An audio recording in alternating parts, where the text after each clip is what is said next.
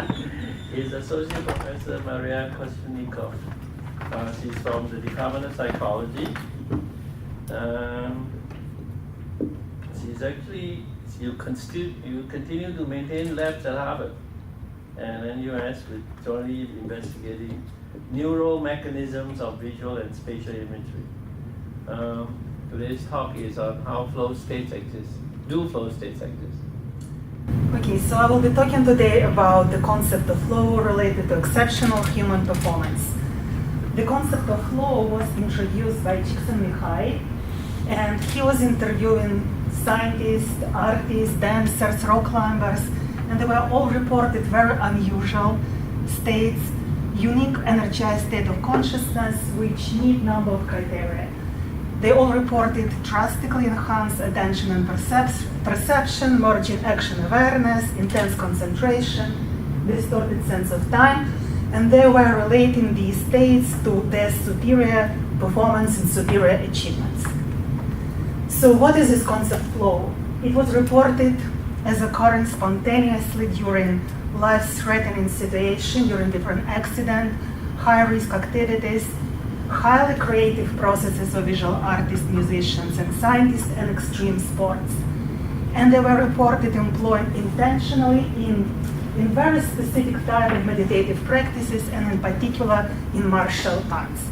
So what is a common feature? The common feature of these activities is their alleged capacity to induce adrenaline rush, or more accurately, increase of sympathetic nervous system, which I will talk more about in a minute. So they also are characterized by extreme attention, extreme concentration, and people usually report feeling high, like on drugs during these states. So even though we have a lot of anecdotal evidence about existence of flow scientifically, I mean, we don't have any evidence that these states exist. And scientists, psychologists, neuroscientists, very skeptical about these qualitative reports. So my research was to provide scientific evidence that these states in fact exist. And again, about scientific approach, actually cognitive psychology and cognitive neuroscience, they focus mostly on normal cognition, and clinical psychology, clinical neuroscience focus on deficient cognition. And in psychology, we don't have any evidence about superior cognition. So, and this state of flow, this is really about superior enhanced cognition. So why cognitive psychology and neuroscience know nothing about superior cognition? Because it's very difficult to catch this phenomenon. You need people in extreme situation, and how are you going to study? So extremely difficult. So far we had only few evidence that specific Himalayan yoga meditation, this is my study, this is specific techniques which can enhance cognition. And also there is this very famous Mozart effect when listening to Mozart sonata sometimes bring like enhanced capacities for 10-15 minutes, but again, because we don't know their mechanism, they were not very well understood. So these enhanced cognitive states, I call this flow enhanced cognitive states as cognitive psychologist because I will be referring to cognition enhancement during the states. Do they really exist? So, as I mentioned, very difficult to study them, impossible, because you need to catch people in extremely dangerous, life-threatening, exceptional situations. So can we simulate these situations? Let's say, can video gaming, these aggressive video games such as first-person shooter, can we use it as simulation of these experiences? Actually, Csikszentmihalyi clearly thought that video gaming could be used to study the flow because of the number of criteria, high attentional focus, high level of absorption, adrenaline rush, and so on. So previous video gaming study actually never looked at these. There were a lot of studies in cognitive psychology, but they were looking on long-term effect of video gaming, how people improve after years and years of playing video game. So very briefly, they improved of very peripheral attentional aspects. They didn't report improvement of this focused attention. And again, there was no studies looking how video gaming can bring the effect of flow. So I will go very quickly through 3 experiments. I will just explain briefly what was these experiments were about and our findings. So in first experiments, we took first-person shooter Unreal Tournament video game. And in this video game, you need to shoot your enemies, traverse the environments. As soon as your enemies appear, you need to shoot them, and you need to avoid to be killed yourself. So very aggressive blood, and so on. So to measure how they change in their cognitive capacity, we use attentional blink task. So I will briefly tell you what this task is about. It's impossible, it's extremely difficult to solve this task accurately in normal conditions. So these stimuli appear, the square with letters appear on the screen. We're talking about hundreds of milliseconds. So you need to identify white letter, and then where the letter X appear after the white letter. So they appear so fast that usually people cannot identify anything. The accuracy on this task about 5 and 7%. So we use this task because usually people don't show even improvement after extensive training. They just don't see these letters appearing so quickly. And this task is supposed to measure your attentional capacity, focused attentional capacity. So we show our subject this task, again I'll go very briefly, before playing FPS video game, after playing FPS video game, and again half an hour after the rest. So what we found, there were two groups, just watchers who watch the video game and players who play themselves. So the players, they were all expert players. These players show significant improvement on attentional blink task. I mean, this is absolutely rare. So it's 60%, 65%, and people after playing video games show about 100%. So it's extremely rare. Usually you never can get this improvement on attentional blink. So definitely there was some kind of unbelievable expansion of their cognitive capacity after the video game. Now it's going down with time. It's still there after half an hour, but after an hour you don't see anything. They're back to baseline. Okay, so this is their reports. They reported very similar themes than Csikszentmihalyi report. Accelerated sense of video game, tunnel vision. Now 3 and 4 very interesting. It looked like the time was slowing down whilst they were playing the game. They reported that slower movements of the enemies, and also when they were taking ABT post-test, they were quite sure that I showed them 10 times slower than the first time. So they told me, of course, your post-test was very easy because you showed stimulus in a very slow motion. So they didn't realize.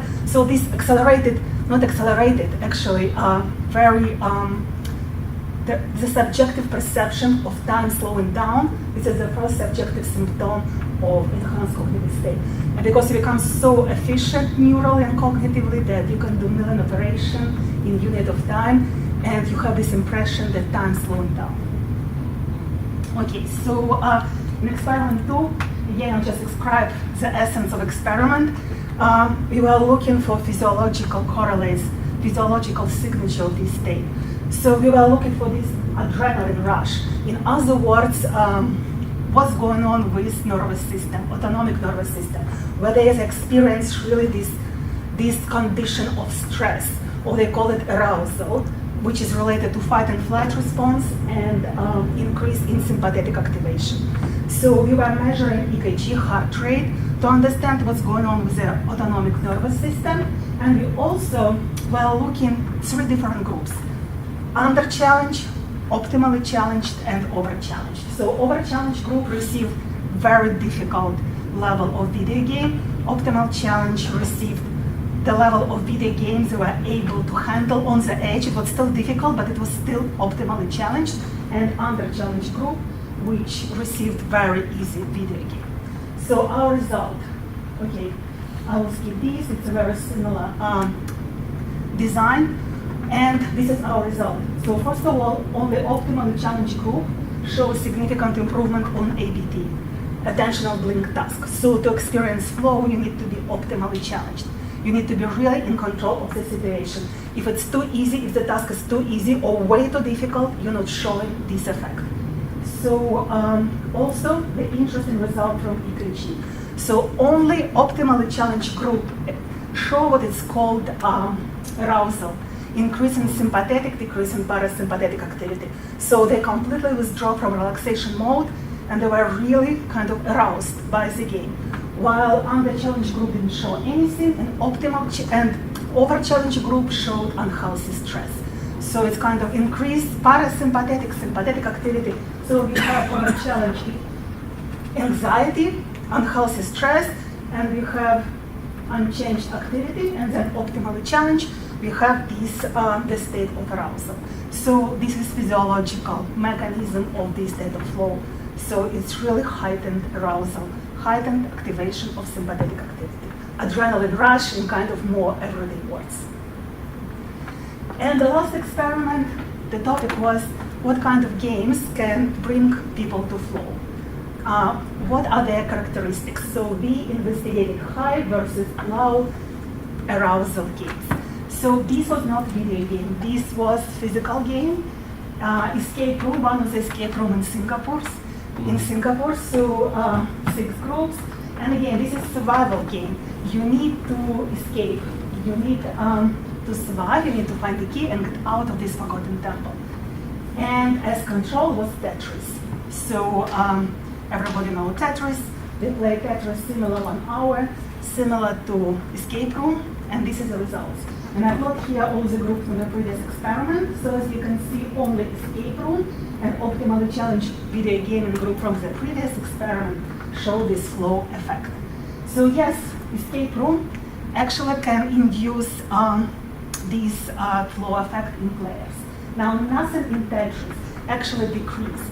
So even though in Tetris very engaging games, again there is no this element of survival, there is no this adrenaline rush, you don't see this expansion of cognitive capacities. Okay, so in conclusion, first of all, these results provide evidence for existence of these states. To receive this improvement, to show this improvement on attentional blink is extremely rare case. Usually people again don't exhibit this improvement, and this improvement also indicate that their cognitive capacity is significantly, drastically enhanced. And critical condition. This should be direct involvement because watchers don't experience these states, so it's not enough just to watch TV or something. You really need to be directly involved in the activity. Optimal challenge should not be too easy or too difficult, and heightened arousal. And again, only high adventure activity able to induce these states, apparently because of this adrenaline rush component. Now, why is this so important research? Because it actually shows the way to boost our cognitive capacity upon demand, and intentionally. And this is what they're doing in martial art and other type of meditation. They learn how to do it in a very systematic way.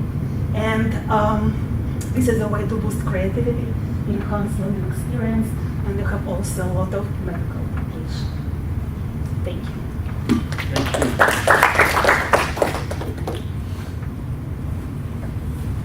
Go ahead. So if we take a look at the types of activities that have been thought to induce a flow state, quite a few of them seem to fall outside your definition of things that could induce a flow state, such as doing art, listening to music would seem to be low arousal, and then fighting for your life in a battle would presumably be too high stress. So how can we explain this? Yes, so in a battlefield, this is for people like normal people who not engage in any specific activity which makes them very involved. So for artists that paint their painting, you know, this is really emotional involvement. So we're talking here about emotional involvement. Also for scientists who like for years was solving specific tasks, it is kind of a stressful situation. So if you measure their EKG, you will see they exhibit stress, because for them, they emotionally engage into this situation. But if you take a person who is not an expert emotionally engaged in a particular domain, then you really need to induce this high arousal or survival type of situation. But what about meditation? It's exactly the reverse. Okay, not exactly. Mindfulness, this is exactly reversed. Mindfulness, it's called stress reduction technique. Yeah. Now, this is very different types of meditation. This is Tibetan style. They have extremely aggressive focused visualization. They very different techniques. So they kind of an opposite extreme, opposite pole than mindfulness. So you can say stress reduction mindfulness, and this is stress induction meditation. So not all meditation is the same. This is the point. Some meditation bring relaxation, others teach you how to control the stress in an optimal way. So it's a very different types of meditation. So this project already the end. Oh, I'm Christy. Yeah. Would you mind to share? Do you have any plan like this is you integrate this for enhanced cognitive state. So it I think it could be used in maybe school. What is school? Have you any school in Singapore adopted or in the state anyway to adopt this way to do experiments? Whether the level. Very difficult because it requires some kind of ability to manage stress, because the states, actually adrenaline rush, you really need to be able to manage. You don't really to break down, so you wouldn't train school kids, I think, or very carefully on this kind of techniques. The same of meditation. While mindfulness reduce your anxiety or stress, this type of meditation induce your stress. So there are systematic ways, especially in Tibetan style of meditation, to teach people very gradually to handle these high arousal states. But it should be systematic training, because it's not that safe to teach kids these techniques. Teach the teachers, educators in the school. This is I know this method. This is common great game. And in enhanced cognitive. So I know about this. We don't know if it helps kids learn. Yeah. We know it induces a state that you experience that allows you to pick out a white T more effectively against a streaming flow of black letters. I know that it was a T and it was followed by an X.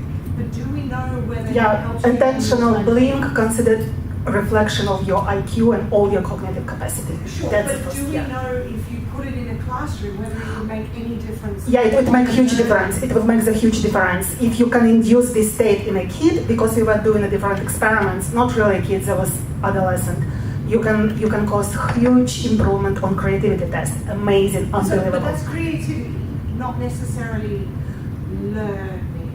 No, it could be learning. So that It could be, but I don't think anyone's done that test. So I think your cautionary statement is the right one right now for our state of knowledge about whether school teachers should be doing this next week.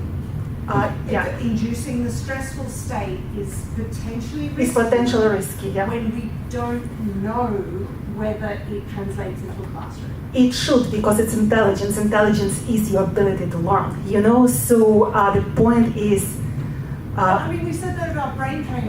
Excuse me. Don't work. Is hear her talk, okay? Okay, so anyway, I wouldn't try it on children. That's my point, because you need to handle. Yeah, I'm absolutely. But any person who needs boost of creativity in their profession, maybe including teacher at some point, definitely, it can definitely improve or enhance significantly their performance. My concern is how I know the research, I know the finding, but however, I wanted to know how you are going to put it into practice in education settings.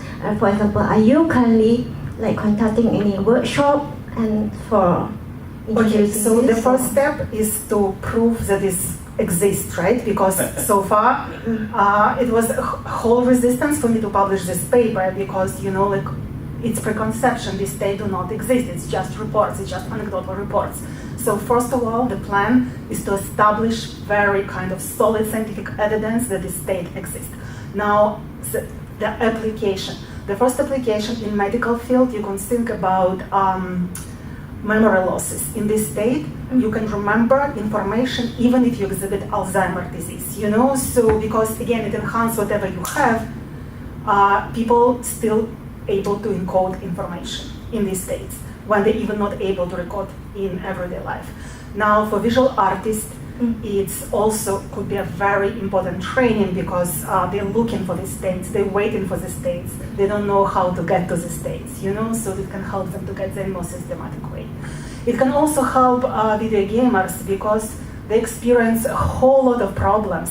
As I mentioned, this state feels like a drug, so they cannot stop playing. So they're in a loop, and you have all these negative influences of video game. See, it's not like an artist who in these states, but they paint, so they have a channel to put these high enhanced cognitive resources into some states. Video gamers do not have, so they're in a loop, they don't know what's going on with them, they're like crazy playing and playing. So it's kind of a word of caution.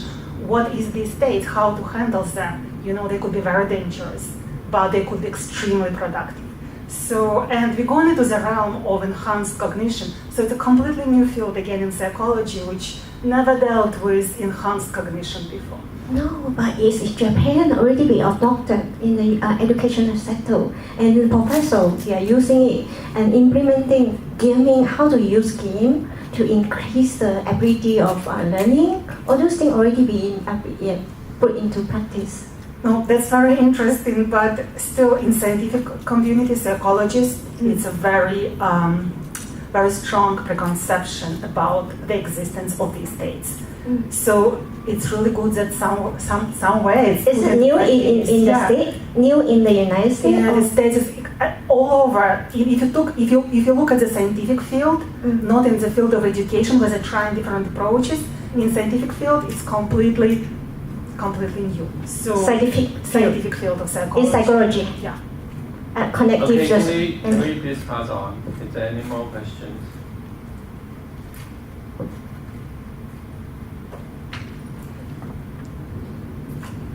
I have a very simple one. Could you run through the list of what the biophysiological markers were of the flow state, just so that we can... Biophysiological markers. Yeah, Okay. so what are all of the things you were measuring to index? EKG. So this is physiological. So this is increase in sympathetic activation, which is fight and flight stress response, and decrease in parasympathetic in coordination, which is increase in withdrawal from relaxation mode. And then you can measure this and you can quantify. And actually, the more increase in sympathetic, the higher improvement on ABD. So those who show 100% performance on ABD, they have the highest, unbelievably high stress level sympathetic activation. So I wonder if you have plans to look into the omics in a bit more detail and or like pupillary responses as going forward. I'm just wondering because EKG as one measurement is EKG is, I understand. Hard to implement at Actually, scale. I mean, eye it's tracking can be a lot easier. Yeah, definitely. I mean, EKG is the most reliable to measure physiological responses in contrast to all other galvanic skin response or pupil response. But of course, in the future, we really want to expand it and look at neural correlates in EEG, at least to start with EEG. And the first time was to prove the existence of this state, which was very difficult. Everything else, the next steps. Okay, I think we are sort of out of time. So thank you very much. And thank the rest of you who had the stamina to last the entire day. Thank you very much for being here.